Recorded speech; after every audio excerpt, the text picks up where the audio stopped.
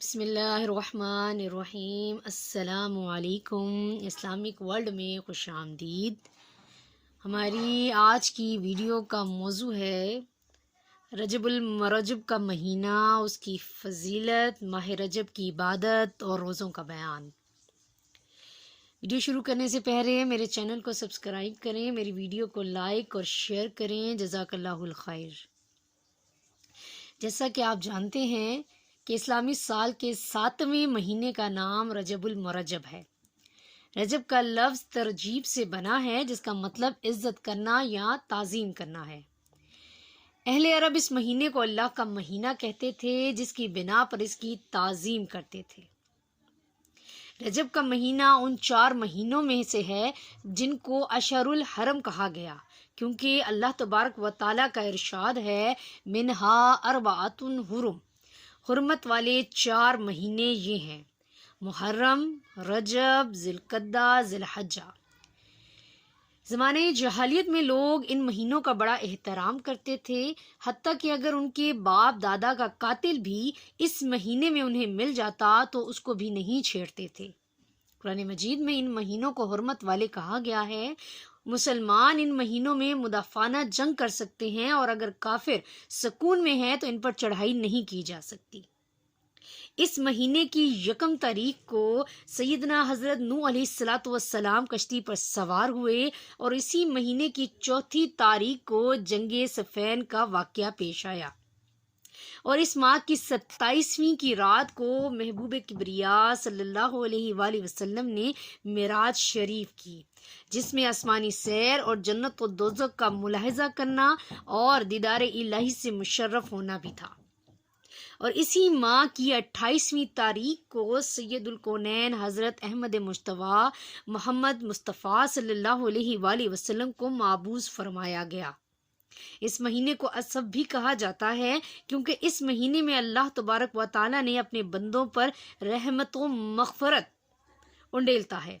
اس میں عبادتیں مقبول اور دعائیں مستجاب ہوتی ہیں۔ زمانہ جاہلیت میں جب مظلوم ظالم کے لیے بدعا کرنا چاہتا تو رجب کے مہینے میں بدعا کرتا، جو مقبول بارگاہ الہی ہوتی۔ اور اس مہینے کے بارے میں بہت سی عظیم الشان احادیث مبارکہ آئی ہیں، جن میں سے ایک حدیث یہ ہے کہ نبی پاک صلی اللہ علیہ وآلہ وسلم نے فرمایا کہ رجب اللہ تعالیٰ کا مہینہ ہے، اور شعبان میرا مہینہ ہے، اور رمضان میری امت کا مہینہ ہے۔ ایک اور حدیث شریف میں آیا ہے کہ رسول اللہ صلی اللہ علیہ وآلہ وسلم نے فرمایا ہے کہ بے شک رجب عظمت والا مہینہ ہے، اس میں نیکیوں کا ثواب دگنا ہوتا ہے۔ جو شخص رجب کا 1 دن کا روزہ رکھے گا تو گویا اس نے سال بھر کے روزے رکھے۔ ایک اور حدیث شریف میں آیا ہے کہ رسول اللہ صلی اللہ علیہ وآلہ وسلم نے فرمایا کہ رجب کی فضیلت باقی مہینوں پر ایسی ہے جیسی کہ میری فضیلت باقی انبیاء کرام علیہ السلام پر ہے، اور رمضان شریف کی فضیلت ایسی ہے جیسی اللہ تبارک و تعالیٰ کی فضیلت تمام بندوں پر۔ ماہ رجب کی عبادات کی طرف آتے ہیں۔ حضرت سلیمان رضی اللہ تعالیٰ عنہ سے روایت ہے کہ رسول اللہ صلی اللہ علیہ وآلہ وسلم نے فرمایا، اے سلمان رضی اللہ تعالیٰ عنہ، رجب کا چاند طلوع ہو گیا۔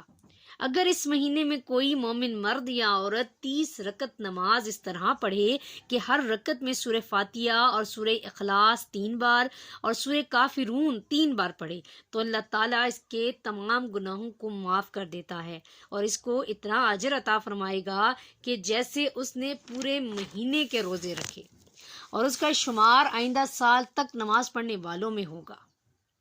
اور شہید بدر کے عمل کے برابر اس کے اعمال کو روزانہ بلند سے بلند تر کیا جائے گا، اور ہر دن کے روزے کے عوض سال بھر کی عبادت کا ثواب اس کے لیے لکھا جائے گا، اور اس کے 1000 درجے بلند کیے جائیں گے۔ اور اگر اس نے پورے مہینے یعنی پورے ماہ رجب کے روزے رکھے اور یہی نماز پڑھی تو اللہ تبارک و تعالیٰ اس کو دوزخ سے بچا لے گا اور اس کے لیے جنت واجب کر دے گا، اور وہ اللہ تبارک و تعالیٰ کے قرب و جوار میں رہے گا، اور مجھے اس کی خبر حضرت جبریل علیہ السلام نے دی۔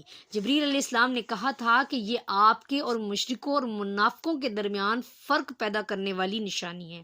منافق یہ نماز نہیں پڑھتے ہیں۔ حضرت سلمان رضی اللہ تعالیٰ عنہ کہتے ہیں کہ میں نے عرض کیا، یا رسول اللہ صلی اللہ علیہ وآلہ وسلم، مجھے بتائیے کہ میں یہ نماز کس طرح پڑھوں؟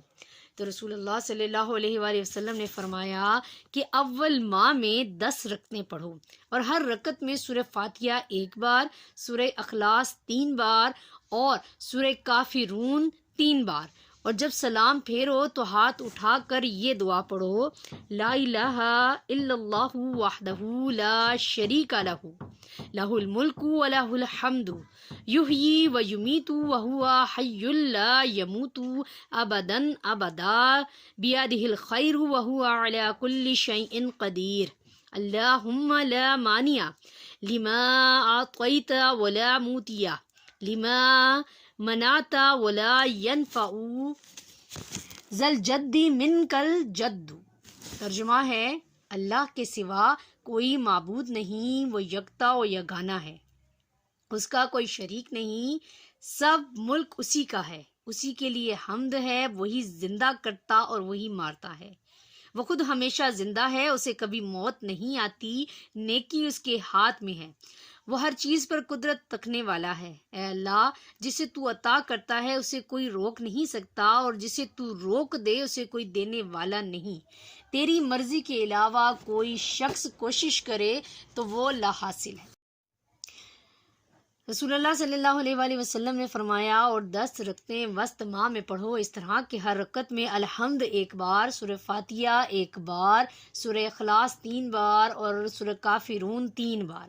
سلام پھیرنے کے بعد ہاتھ اٹھا کر کہو، لا الہ الا اللہ وحدہ لا شریک لہ، لہ الملک و لہ الحمد، یحیی و یمیت وہو حی لا یموت ابدا ابدا، بیدہ الخیر وہو علی کل شیء قدیر، الہا واحدا احدا صمدا فردا وطرا لم یتخذ صاحبۃ ولا ولدا۔ ترجمہ ہے، اللہ کے سوا کوئی معبود نہیں، وہ یکتا ہے، اس کا کوئی شریک نہیں، تمام ملک اسی کا ہے، اسی کے لیے حمد ہے، وہی سب کو زندہ کرتا اور مارتا ہے، وہ ہمیشہ سے ہے، اسے کبھی موت نہیں آئے گی، سب نیکیاں اسی کے ہاتھ میں ہیں، اور وہ ہر چیز پر قادر ہے، وہ یکتا ہے، اس کا کوئی نظیر نہیں، وہ یگانہ اور یکتا ہے، نہ اس کی کوئی بیوی ہے اور نہ کوئی اولاد۔ یہ دعا پڑھ کر دونوں ہاتھ منہ پر پھیر لے۔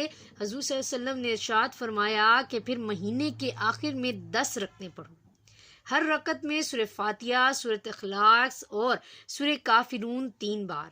سلام پھیرنے کے بعد آسمان کی طرف ہاتھ اٹھا کر کہو کہ لا الہ الا اللہ وحدہ لا شریک لہ، لہ الملک و لہ الحمد، یحیی و یمیت بیدہ الخیر وہو علی کل شیء قدیر، وصلی اللہ علی سیدنا محمد وآلہ الطاہرین، ولا حول ولا قوۃ الا باللہ العلی العظیم۔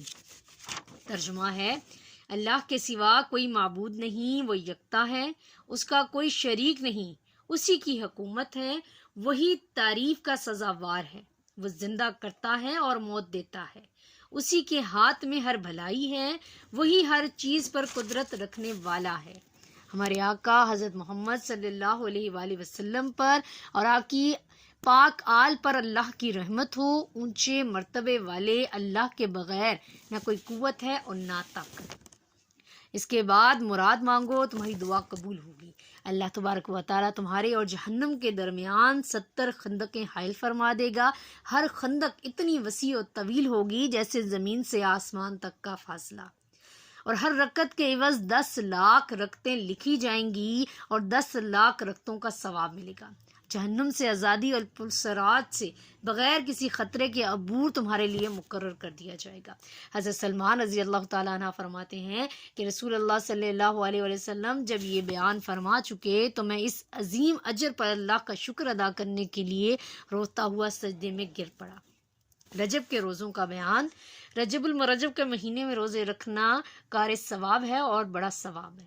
سردار الانبیاء صلی اللہ علیہ وآلہ وسلم نے فرمایا رجب ایک عظیم الشان مہینہ ہے، اس میں اللہ تعالیٰ نیکیوں کو دگنا کرتا ہے۔